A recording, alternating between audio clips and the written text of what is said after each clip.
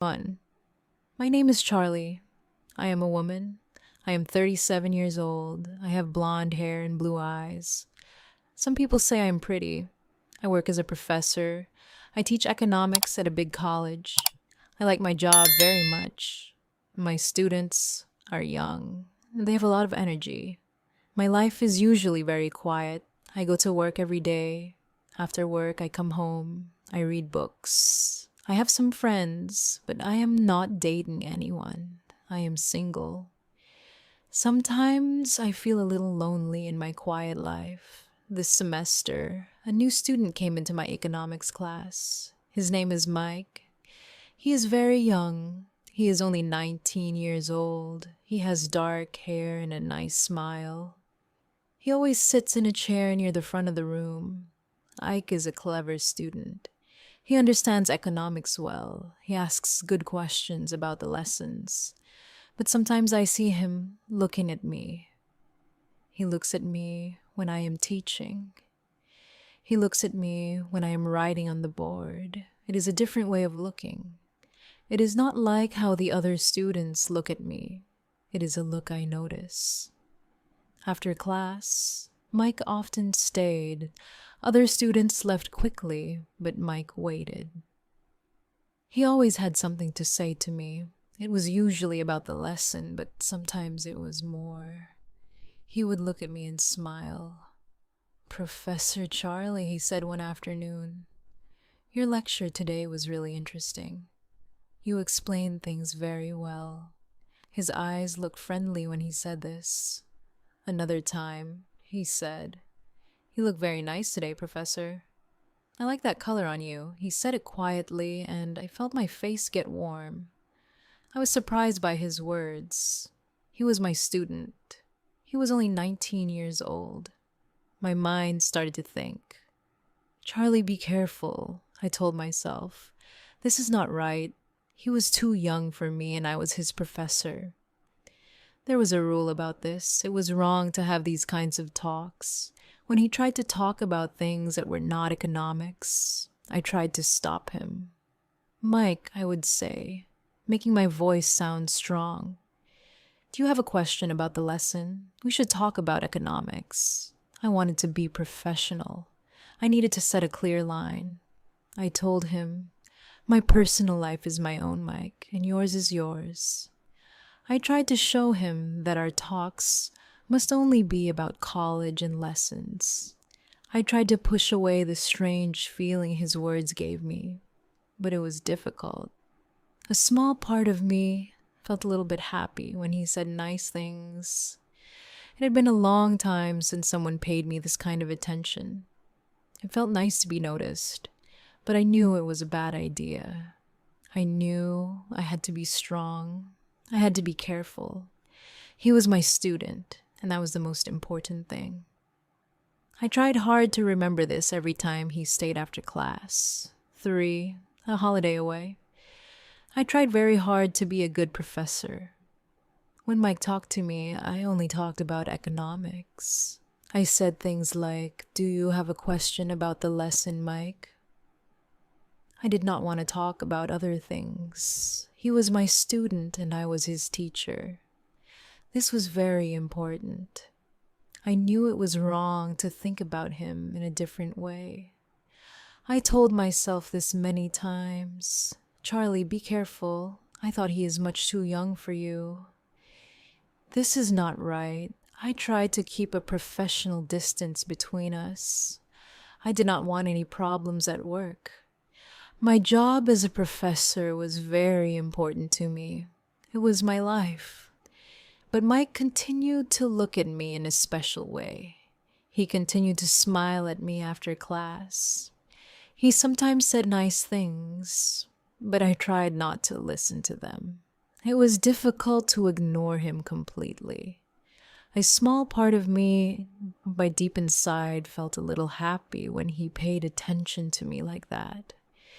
It had been a very long time since someone looked at me with such interest. It felt nice to feel noticed again, but I knew it was not right for a teacher and a student. I pushed the feeling away. I focused on my teaching and my research. The weeks went by quickly. The end of the semester was coming soon. I felt very, very tired. Teaching is hard work, and this semester felt harder than usual. I needed a break from everything. I needed to get away from college, from the city, from the difficult feelings I had sometimes. I wanted to forget about work for a while. I wanted to rest and relax. I looked online for a holiday. I found a beautiful island. It was very far away from my home. It looked like a place with lots of sun and quiet beaches. It seemed perfect for a tired person like me. I decided to book a trip there. I thought I will go to this island. I will sit on the beach under the sun. I will read books and listen to the sea. I will swim in the warm water. I will not think about work. I will not think about college. I will not think about students. I will not think about money. I packed my bag slowly. I felt ready for the holiday. I needed the sun and the peace very much. I hoped the trip would help me forget about everything difficult and just feel calm. I just needed a simple holiday away from my normal life. I looked forward to leaving the city and flying to the warm, sunny island. It felt like a good plan. A plan to rest, to forget, and to find some peace before we meet again. I was on a beautiful island for my holiday. I needed to rest. I was sitting at a bar on the beach. The evening was warm and nice. I had a cool drink in my hand. The sound of the sea was quiet. There was soft music. I felt very relaxed and far away from my normal life at college. Suddenly I heard a voice. It called my name. Charlie, Professor Charlie. I turned around quickly. My eyes went wide with surprise. Standing there was Mike, my student from college. He was with some friends. I could not believe it. Mike was here on this small island at the same time as me. It seemed impossible. Mike walked towards me. He had that smile he used in class. "Hello, Professor Charlie," he said. "This is amazing. What are you doing here?" I said, "Hello, Mike." "I am on holiday." He stopped near my table. His friends were watching. "Wow," he said again. "Meeting you here. It's a crazy surprise." "Yes," I agreed. "A very big surprise," Brienne said. Then he asked, Charlie, please, can I buy you a drink?" I thought about it for a moment. We were not at college now. We were on holiday far away. "Okay, Mike," I said. "Thank you. Just one drink." Mike went to the bar. He came back with a drink and sat with me. His friends went to sit somewhere else. We started talking. We had one drink.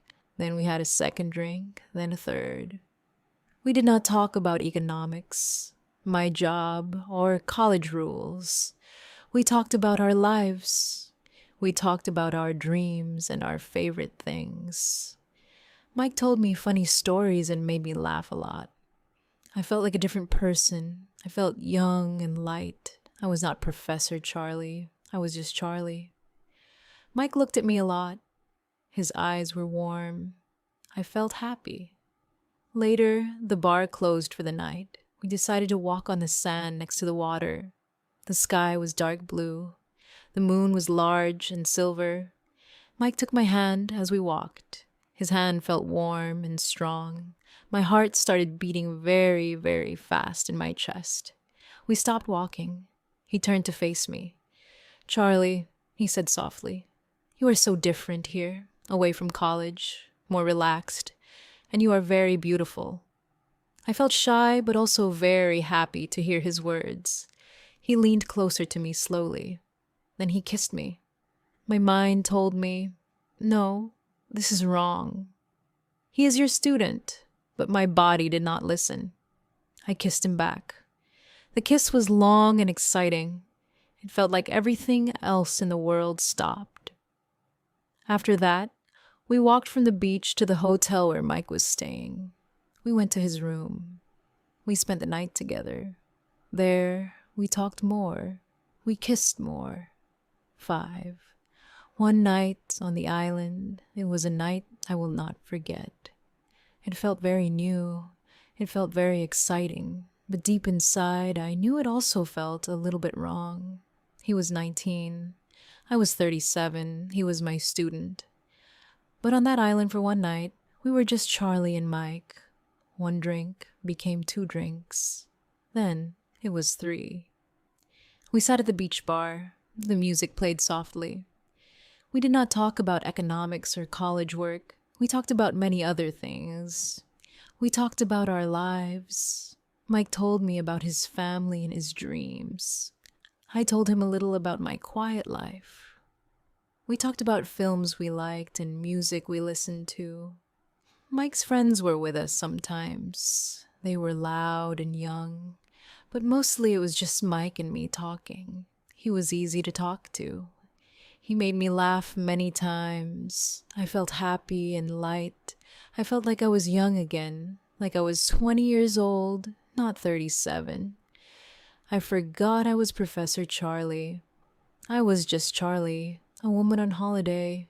Mike was not my student here. He was just Mike, a charming young man. It felt good to be just Charlie with just Mike. The bar started to close. People began to leave. Mike and I walked from the bar onto the beach. The sand was soft under our feet. The sky was dark, but the moon was big and bright. Its light made the sea silver. We walked slowly near the water. The air was warm and soft. It was a beautiful night. Mike stopped walking. He turned to look at me. He smiled his nice smile. "You are very different here, Charlie," he said. "Not like in class, more relaxed. I like this, Charlie." He took my hand. His hand felt warm and strong around mine. My heart started to beat very fast, like a little bird inside my chest. I did not take my hand away. He looked into my eyes for a long moment. Then he said, his voice quiet, "You are very beautiful, Charlie." I felt my face grow warm. I felt confused. I felt happy. I felt a little scared, too. This was happening. This was real. Mike leaned closer to me. He kissed me. It was a soft kiss at first on my lips. Then it became a longer kiss. My mind told me, "No, Charlie, stop. This is wrong. He is your student." But my body felt warm. My heart felt full. It said, yes, my body and my heart wanted this. We kissed more on the beach under the moon. It felt exciting and a little bit wild. After some time, Mike asked if I wanted to come back to his hotel room. I said yes. We walked from the beach to his hotel. His room was small. It looked like a young man's room, a little bit messy. We went inside. We talked more. We kissed more. We spent the night together in his room. It was a night I will not forget. It felt very new and very exciting. It felt like I was doing something I should not do. It felt a little bit wrong, but in that moment, it felt right. 6. Back home, and the cold truth. The next morning, the sun was bright. I woke up in Mike's room. My head felt heavy, nursed. I felt a strong wave of guilt. What did I do? He was my student. It was wrong. But then I also felt a strange happiness. The night before felt good. I liked being with him. I felt alive. Mike woke up. He smiled at me. "Good morning, Charlie," he said. He seemed happy, too. We had breakfast. It was a little quiet at first. I knew I had to say something. "Mike," I said carefully, "last night back at college, it can't happen again." Felt nervous. He looked at me. "I know," he said, "but I like you, Charlie, a lot. Can we maybe see each other sometimes quietly in secret?" He looked serious. Part of me wanted to say yes. My heart felt warm when he said he liked me. Maybe we could be very careful. Maybe it could work. Maybe, I whispered. We would have to be very, very careful. The holiday ended too quickly. We were back in the city, back at college. Everything felt different. In class, Mike did not look at me. He looked down at his book the whole time. He did not smile. He did not try to catch my eye. After class, he did not wait for me. He quickly left the room with his friends. He seemed like a different person. He was a student again, and I was a professor, but he was cold. I felt confused and hurt. Why was he acting like this? I sent him a text message. "Hi, Mike. Are you okay? Can we talk?" He did not write back. Days passed. He continued to ignore me. I felt a knot in my stomach. What was happening? One afternoon, I was walking near the student cafe, heard loud voices and laughter. I heard Mike's voice. He was with his friends. I stopped for a moment. I heard one of his friends say, "So, Mike, did you really do it with Professor Pretty Eyes on the island?" Mike laughed. It was a loud, proud laugh. "Yeah, man, easy, won the bet. $100. Zero. She was all over me after a few drinks on the island. Told you I could get her. Pay up."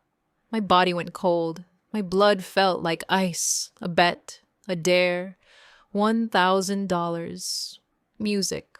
All of it. The looks. The words. The night on the island. It was all a game to him. A cruel game to win money, to look good to his friends. My heart felt like it broke into many pieces. I felt sick, stupid, so stupid, and used.